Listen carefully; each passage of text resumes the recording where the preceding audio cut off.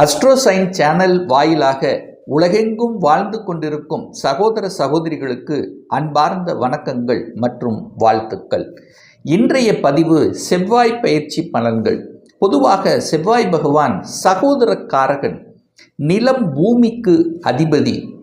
அதே சமயத்தில் இந்த செவ்வாய் பகவானானது இரத்தத்துக்கு காரகன். ஆக்ரோஷம், கோபம், ஆக்ரோஷத்துக்கு காரணகர்த்தாவாக இருக்கக்கூடியவர். ரியல் எஸ்டேட் சொந்தக்காரர். கட்டிடம், நெருப்பு சம்பந்தப்பட்ட, சிகப்பு நிற பொருள்களுக்கு சம்பந்தப்பட்ட, உடற்பயிற்சி சம்பந்தப்பட்ட, விளையாட்டுத்துறைக்கு காரணகர்த்தாவாக இருக்கக்கூடிய இந்த செவ்வாய் பகவானுடைய பெயர்ச்சியானது வருகின்ற 28/7/2025 அன்று சிம்ம மனையிலிருந்து கன்னி மனைக்கு பெயர்ச்சியாகிறார். அப்போது இந்த கன்னிமனையில் எத்தனை நாட்கள் இருக்க போகிறாருன்னா 47 நாட்கள் இருக்க போகுது. ஸோ எதுவரைக்கும் இருக்க போகிறார் அப்படின்னா செப்டம்பர் மாதம் 12ஆம் தேதி வரை இந்த கன்னிமனையில் இருந்து தன்னுடைய பலனை கொடுக்க போகிறார். அப்போது இந்த கன்னிமனையில் இருக்கக்கூடிய செவ்வாய் பகவான் 3 நட்சத்திர சாரத்தின் வழியாக பிரயாணம் பண்ணுறார். அதாவது உத்திரம் நட்சத்திரத்தில் பிரயாணம் பண்ணக்கூடிய காலகட்டங்கள் அப்படின்னா 28/7/2025 12/8/2025 வரை சூரிய பகவானுடைய நட்சத்திர சாரத்தில் பிரயாணம் பண்ணுறார்.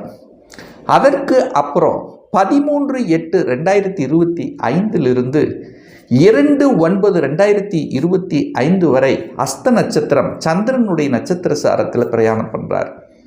அதற்கு அப்புறம் பார்த்தீங்கன்னா 3/9/2025 12/9/2025 வரை தன்னுடைய சொந்த நட்சத்திரமான சித்திரை நட்சத்திரத்தில் பிரயாணம் பண்ணுறார்.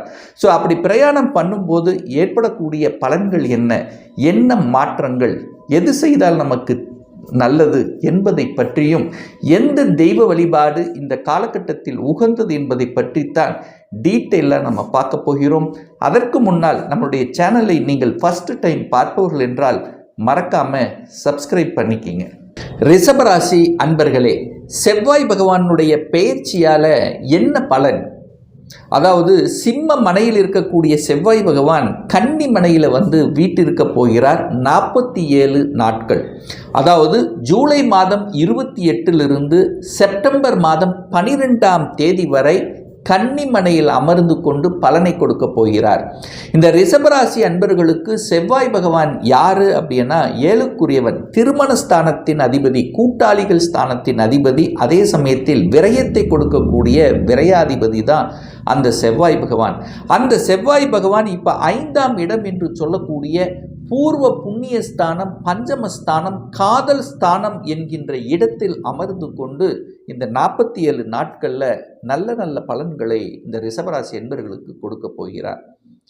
கடந்த சில மாதங்களாகவே அந்த செவ்வாய் பகவான் நீச்சத்தன்மையில் இருந்தார், கேதுவோடு சேர்ந்திருந்தார். அப்போது அந்த வேகம், விவேகம், அந்த வீரம் என்கின்ற தன்மையே இல்லாமல் இருந்ததுன்னு சொல்லுவேன்.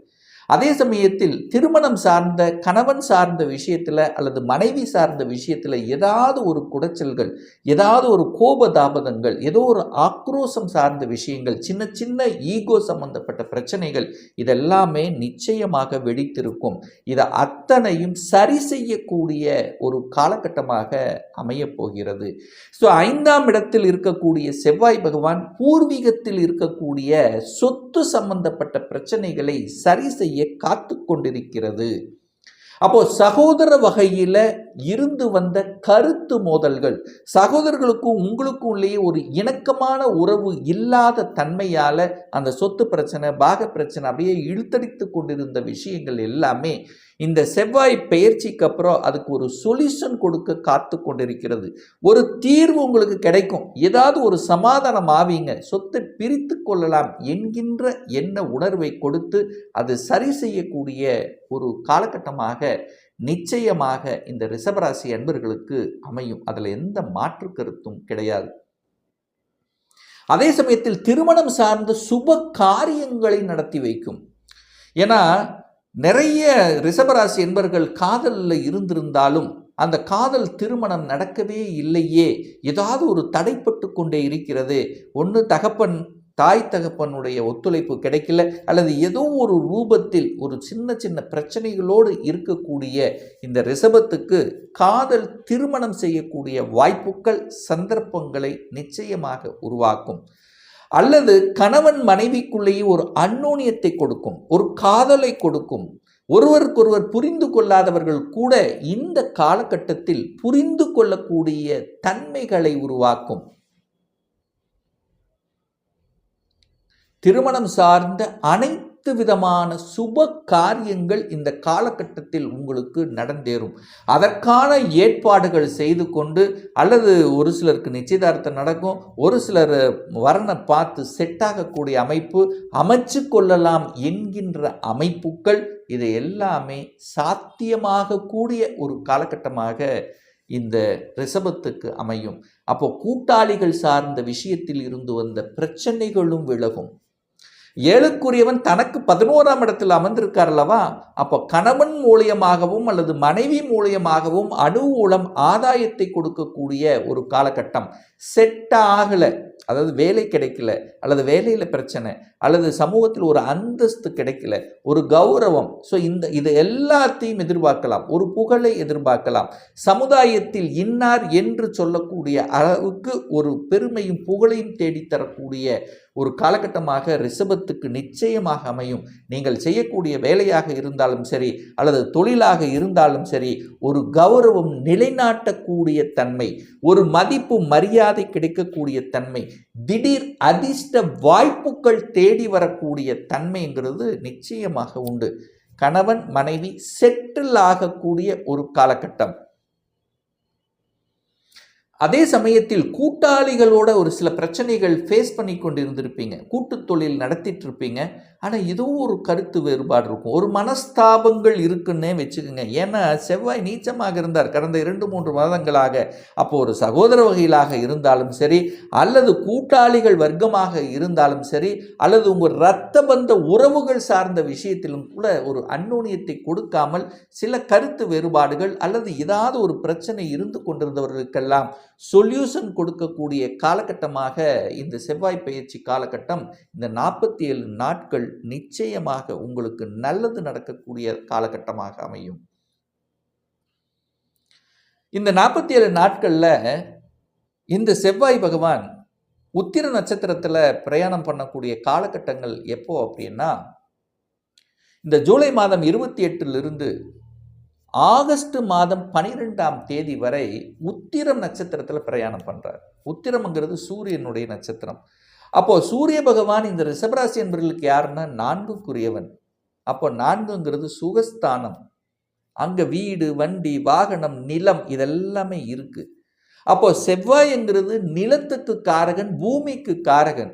ஸோ அந்த நட்சத்திர சாரத்தில் பிரயாணம் பண்ணும்போது பூமியை வாங்கிடலாமா, ஒரு இடத்தை வாங்கிடலாமா அப்படிங்கிற சிந்தனை ஓட்டங்கள் உங்கள் மனதளவில் நிச்சயமாக எழும். அதற்கான முயற்சி எடுத்தீங்கன்னா சக்சஸ் அடையக்கூடிய ஒரு காலகட்டமாக அமையும்.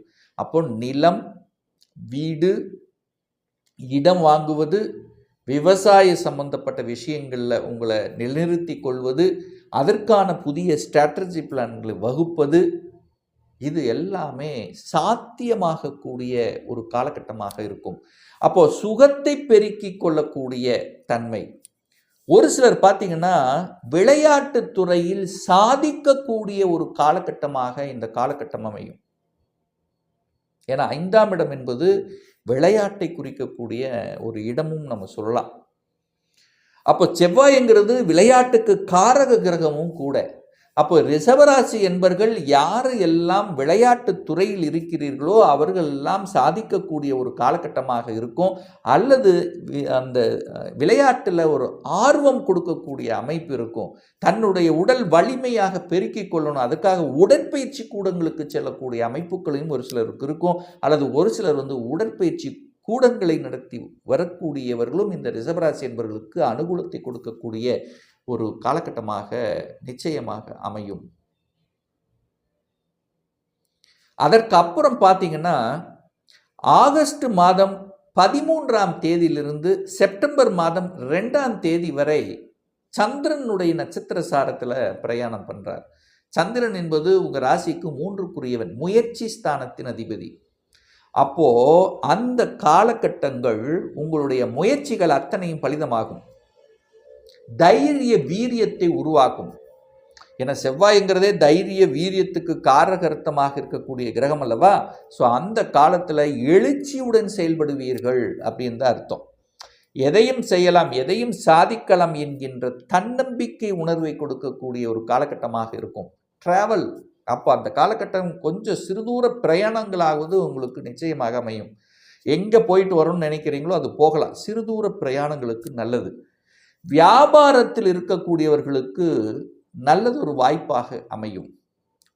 கூட்டாளிகள் கிடைப்பார்கள், நண்பர்கள் கிடைப்பார்கள், புதிய புதிய நண்பர்கள் உங்களுக்கு அறிமுகமாவார்கள். தொழில் ரீதியாகவோ அல்லது வேறு எந்த ரீதியாகவோ எந்த இடத்துக்கு நீங்கள் போகிறீங்களோ அங்கே ஒரு நண்பர் உங்களுக்கு கிடைக்கப்பெறுவார்கள். அந்த நண்பர்களின் மூலமாக உங்களுடைய தொழிலோ உங்களுடைய வளர்ச்சிக்கோ உறுதுணையாக இருக்கக்கூடிய தன்மைங்கிறது இருக்கும். அப்போ நண்பர்கள் கிடைக்கப்பெறுவார்கள். பத்திரப்பதிவு நடக்கும், பத்திரப்பதிவு நடக்கக்கூடிய அமைப்புங்கிறது உண்டு. ஸோ அந்த காலகட்டத்தில் நீங்கள் எழுத்து சம்பந்தப்பட்ட கதை, கட்டுரை, ஸோ இந்த மாதிரியான அந்த துறையில் இருக்கக்கூடியவர்களுக்கெல்லாம் ஒரு சாதிக்கக்கூடிய ஒரு புகழ் பெறக்கூடிய அமைப்புங்கிறது நிச்சயமாக உண்டு அப்படின்னு தான் சொல்லுவேன். அதற்கு அடுத்ததாக நீங்கள் பார்த்தீங்கன்னா இந்த செவ்வாய் பகவான் தன்னுடைய சொந்த நட்சத்திரத்தில் பிரயாணம் பண்ணுறார்.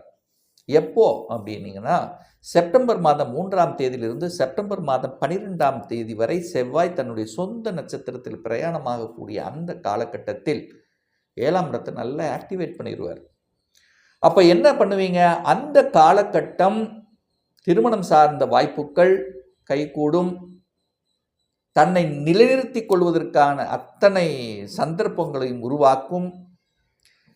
12ஆம் அதிபதியாக இருக்கிறதுனால வெளிநாடு, வெளியூர், அந்நிய தேசம் இதெல்லாம் போகக்கூடிய தன்மைகளை நிச்சயமாக உண்டாக்கும் இந்த காலகட்டம். அதே சமயத்தில் 5ஆம் இடத்தில் இருக்கக்கூடிய செவ்வாய் பகவான் தனது சப்தம பார்வையாக 11ஆம் இடத்துல பதிகிறது. அப்போ 11ஆம் இடம் என்பது லாபஸ்தானம், லாபஸ்தானத்தை பார்க்குது. ஆனால் அங்கே சனி பகவான் அமர்ந்திருக்கார். உங்களுக்கு யோகத்தை தரக்கூடிய சனி பகவான் லாபஸ்தானத்தில் இருக்கார். ஆனால் என்ன செவ்வாய் சனி பார்க்கும்போது ஒரு எரிச்சல் ஊட்டக்கூடிய தன்மை இருந்தாலும் என்ன கோபம் வரும், ஆக்ரோஷம் வரும். ஸோ இந்த காலகட்டத்தில் கோபங்களையும் ஆக்ரோஷங்களையும் தவிர்க்க வேண்டும் என்பதை ரிஷபராசி என்பவர்கள் ஆழமாக மனதில் பதிய வைத்து கொள்ள வேண்டும். ஸோ மற்றபடி குழந்தை சார்ந்த விஷயங்கள், குழந்தையினுடைய படிப்பு சம்பந்தப்பட்ட விஷயங்கள், மன தைரியம் சம்பந்தப்பட்ட விஷயங்கள் சிறப்பு பெறும். இப்போ நான் சொன்னது கோச்சார ரீதியாக ஒரு பொதுவான பலன்கள் தான். ஒவ்வொருத்தரும் டிஃபரெண்ட், ஒவ்வொருடைய ஜாதக அமைப்புகளும் வேறுபடும். உங்கள் ஜாதகத்தில் செவ்வாய் பகவான் எந்த நிலையில் இருக்கார், ஆட்சி பலம், உச்ச பலம், மூலத்திரிகோண பலம், வர்க்கோத்தம பலம், இந்த மாதிரி பலங்களை பெற்று வலிமையாக இருக்கிறதா, சுப கிரகங்களினுடைய தொடர்பு பெற்றிருக்கா, இல்லை பாவ கிரகங்கள் என்று சொல்லக்கூடிய சனி ராகுவோடு சேர்க்கை பெற்று இந்த செவ்வாய் பகவான் உங்கள் ஜாதகத்தில் இருக்கா என்பதை பொறுத்து அதனுடைய பலன் மாறும். அதுவும் குறிப்பாக உங்களுக்கு செவ்வாய் தசை, செவ்வாய் புத்தி, செவ்வாய் அந்தரம் நடக்குதா அப்படின்னா கண்டிப்பாக அதனுடைய இம்பேக்ட்ங்கிறது இருக்கும். ஒரு துல்லிய பலன் வேணும். 2025 சொந்த தொழில் செய்வதற்கான விதி கொடுப்பினை நம்முடைய ஜாதகத்தில் இருக்கா, அப்படி இருக்கக்கூடிய பட்சத்தில் எப்போ நம்ம சொந்த தொழிலை ஆரம்பிக்கலாம். திருமணம் தடைப்பட்டு கொண்டே இருக்கிறது, எப்போதான் நமக்கு திருமணம் நடக்கும். எந்த கோர்ஸ் எடுத்து படிப்பதற்கான கொடுப்பினை நம்முடைய ஜாதகத்தில் இருக்குது, அப்போ எந்த கோர்ஸ் எடுத்து படித்தா என்னுடைய ஃப்யூச்சர் நன்றாக இருக்கும், எப்போ நம்ம குழந்தை பாக்கியம் கிடைக்கும், எப்போ நான் வீடு கட்டுவேன், எப்போ எனக்கு ப்ரமோஷன் கிடைக்கும், இது போன்ற கேள்விகளுக்கு துல்லியமான பதிலை நம்மால் கூற முடியும்.